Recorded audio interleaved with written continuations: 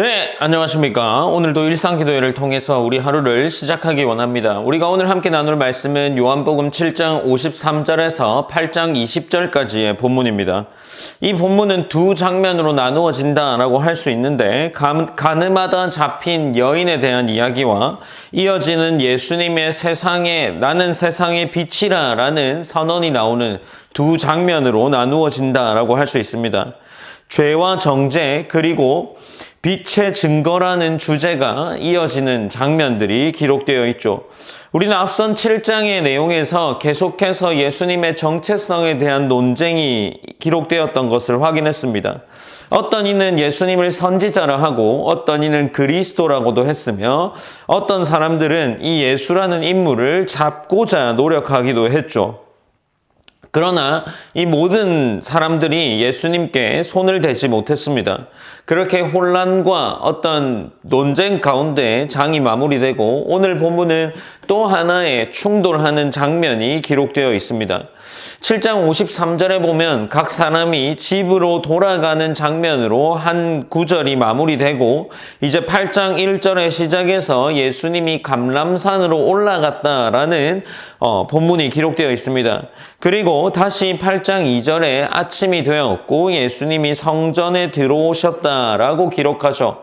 예수님은 이 혼란 가운데에서 그분의 사역을 멈추는 것이 아니라 계속해 예수님이 감당해야 할 사역을 헤쳐나가고 있었습니다.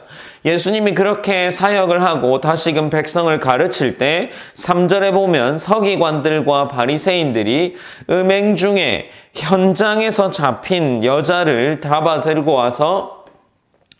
데리고 와서 예수님 앞에 나타나고 있는 장면이 기록되어 있죠. 서기관과 바리새인들이 한 여인을 끌고 옵니다. 가늠하다 현장에 잡힌 여자라고 말하면서 이를 어떻게 처리할 것이냐라고 예수님께 질문을 하죠. 모세의 율법에 따르면 돌로 치라고 했는데 어떻게 할 것이냐 예수님께 질문합니다. 이러한 질문은 예수님께서 어떤 반응을 보일지 그리고 바리새인들과 서기관들이 예수님을 시험하기 위해 데리고 온 것이죠. 율법에 따르면 이런 경우에 음행한 여자를 돌로 치는 것이 올바른 행위입니다. 레위기 20장 10절과 신명기 22장 22절에서 이것을 근거로 기록하고 있죠. 그들의 의도는 예수님을 시험하는 것이었습니다. 율법을 지키라 하면 로마법과 충돌하게 되고 용서하라 하면 율법을 무시하는 것처럼 보이기 때문이겠죠. 예수님은 곧바로 대답하지 않으시고 땅에 몸을 굽혀서 무언가를 기록하십니다. 본문은 그 내용을 밝히고 있지 않습니다만 중요한 것은 예수님이 그들의 논쟁 방식에 즉각 끌려가지 않으셨다는 점이죠. 그리고 8장 7절에서 기록하기를 이렇게 기록하는데 그들이 묻기를 마지 아니하는지라 이에 일어나 이르시되 너희 중에 죄 없는 자가 먼저 돌로 치라 하시고 라고 이야기를 하셨습니다. 그리고 나서 다시 한번 8절에 보면 다시 몸을 굽혀 손가락으로 땅에 쓰시니라고 기록을 하고 있는 거죠. 율법의 본질이 무엇인지 드러내기 위해서 예수님께서 그들의 어떤 방식에 응하지 않고 예수님의 논쟁 방식으로 이 방법을 바꾸어 가시는 겁니다. 이렇게 이 이야기를 듣고 예수님이 다시 땅에 몸을 굽혀서 기록한 후에 9절에 보면 그들이 이 말씀을 듣고 양심의 가책을 느껴 어른으로 시작하여 젊은이까지 하나씩 나가고 오직 예수와 그 가운데 섰는 여자만 남았다라고 기록을 하고 있습니다. 예수님과 여자만 남아있는 거죠. 예수님은 너를 고발하던 그들이 어디 있느냐라고 여자에게 물으시고 그리고 나서 여자를 향하여서 나도 너를 정죄하지 아니하노니 가서 다시는 죄를 범하지 말라라고 말씀하시는 것으로 이 여인과 예수님 간의 관계가 형성되어 갑니다.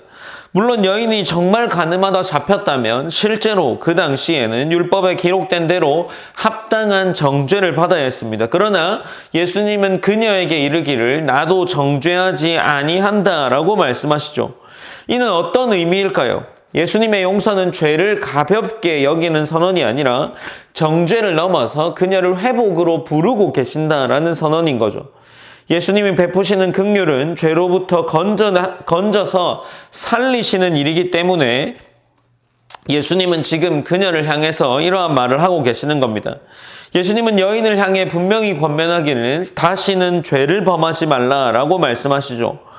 우리가 이러한 본문을 볼 때 남들을 향해서 정죄하는 것 또한 중요하지만 이 본문을 오늘 보면서 나아갈 때 나 스스로 무언가 죄에 대해서 내가 정죄하는 행동 또한 우리가 고민해 보아야 할 일이 아닐까 싶습니다. 내 스스로를 정죄하는 그 일이 성경적으로 또 예수님의 가르침에 올바른 일일까 하는 것이죠. 정죄감에 둘러싸여 있는 것이 아니라 우리 스스로가 죄를 범했을 때 우리 스스로 새로운 삶과 은혜의 삶으로 돌아가기 위해 그 삶으로 이어지기를 노력해 나가는 것이 정죄감에 쌓여 있는 것보다 훨씬 더 중요한 거죠. 예수님께서 그것을 우리에게 말해주고 있는 것은 아닐까 싶습니다. 이 장면 이후에 8장 12절에 보면 예수님이 이 장면에서 또 다른 가르침을 주고 계십니다. 나는 세상의 빛이라 라고 이야기를 하시죠.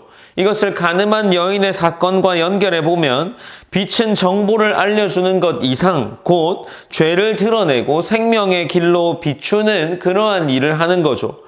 예수님은 정죄의 어둠 속에서 여인을 살려내시고 빛으로 새로운 길을 제시하십니다. 빛을 따르는 자는 어둠에 속해 있지 않고 생명의 빛을 얻는다라고 말씀을 해 나가시죠. 바리새인들은 예수님의 증거를 문제 삼습니다. 내가 너를 위하여 증언하니 내 증언은 참되지 아니하다라고 기록을 해 나가시죠. 이에 예수님은 자신이 어디서 와서 어디로 가는지를 아신다라고 답하십니다. 이 이야기를 들은 바리새인과 서기관들은 이러한 이야기를 들었을 때 육체를 따라 판단하지만 예수님은 아버지와 함께 계신다라고 증언하시죠. 이것은 요한복음 전체의 주제를 계속해서 따르고 있습니다. 그러니 예수님의 정체성이 여기서도 다시 한번 드러나는 본문이 되는 거죠. 예수님은 아버지와 함께 증언한다라고 말씀하시고 이 예수님의 증언은 예수님 스스로 단독으로 하는 증언이 아니라 아버지의 보내심 안에 있는 증언임을 밝히고 계십니다. 그리고 나서 이제 8장 19절에서는 이렇게 기록하는데 이에 그들이 묻되 내 아버지가 어디 있느냐? 예수께서 대답하시되 너희는 나를 알지 못하고 내 아버지도 알지 못하는도다. 나를 알았더라면 내 아버지도 알았으리라. 그리고 나서 20절에 기록하기를 이 말씀은 성전에서 가르치실 때 헌금함 앞에서 하셨으나 잡는 사람이 없으니 이는 그의 때가 아직 이르지 아니하였음이라 라고 기록합니다. 사람들은 예수님을 판단하고 정죄하려 하지만 모든 일은 하나님이 정하신 그때에 이루어진다는 것을 오늘 본문이 기록함으로 마무리하고 있습니다. 오늘 본문은 앞서 말한 대로 두 가지의 장면을 기록하고 있죠. 정죄하는 자리에 있는 그 사람들과 예수님, 한 여인과 또 다른 장면으로 예수님이 스스로를 무엇이라 증언하고 있는지를 기록하는 두 장면입니다. 우리는 정죄하는 자리에 서기 쉽습니다. 동시에 정죄받는 자리에도 설 수 있는 존재입니다. 그러나 예수님은 정죄를 완성하러 오신 분이 아니라 이 정죄가 아닌 회복을 증언하러 오신 분, 죄인을 빛으로 이끄시는 분임을 오늘 본문이 보여줍니다. 율법은 죄를 드러내지만 그리스도는 그 죄로부터의 해방과 회복의 길을 여는 분이라는 것을 오늘 본문이 보여주는 거죠. 빛 앞에 서 있는 것, 예수 그리스도 앞에 서서 그분을 고백하는 자만이 어둠에서 벗어날 수 있음을 우리는 기억해야 합니다. 우리가 오늘 본문을 통해서 또한 오늘 하루를 보내며 나아갈 때 우리 안에 정죄하는 마음을 내려놓고 빛 대신 주님 앞에서 먼저 우리 스스로를 돌아보는 겸손한 마음을 주시기를 기도했으면 좋겠습니다.